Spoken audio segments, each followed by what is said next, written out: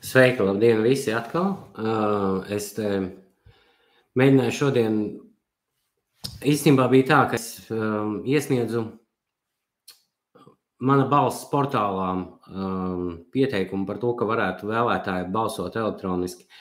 Un es saņēmu no mana balss atbildi, ka īstenībā jau tāda iniciatīva ir, bet es tādu iniciatīvu nekur nebiju redzējis. Un es tāpēc vēlējos vienkārši padalīties ar visiem un apspriest šo par elektroniskās balsošanas nepieciešamību Latvijā, jo iepriekšējās vēlēšanas Rīgas domas konkrēti 20. gadā parādīja to, ka kopumā nobalsoja kaut kādi 40% balstiesīgo, un tas bija ļoti zems rādītājs, zemākais kopš 97. gada.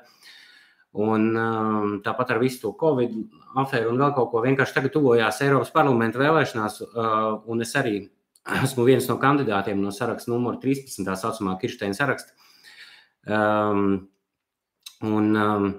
Es skatos, ka jau diezgan sen īstenībā bija izveidota tā iniciatīva, bet problēma ir tāda, ka lai ārzemēs dzīvojošiem latviešiem vajag, mēs it kā automātiski esam iekļaut vēlētāju reģistrā, bet mēs varam balsot tikai izveidotajos vēlēšanu iecirkņos ārzemēs, kas bieži vien ir tikai vēstniecībās. Un bieži vien daudziem ārzemēs dzīvojošiem latviešiem vienkārši tas sanāk ļoti dārgi izbraukāt uz visām tām vēstniecībām, veltīt tam veselu dienu laiku. Labi, tā būs sestdiena, 6. jūnijas vai kurš tur, bet vienalga tas ir dārgi, un tāpēc man izbrīna, kāpēc, ja mums ir elektroniskais paraksts, kāpēc vēl joprojām balsošanu mēs nevaram veikt elektroniskā veidā. Es šim streamam esmu pievienojis blakus arī linku, kur jūs to varat izdarīt mana balss un portālā,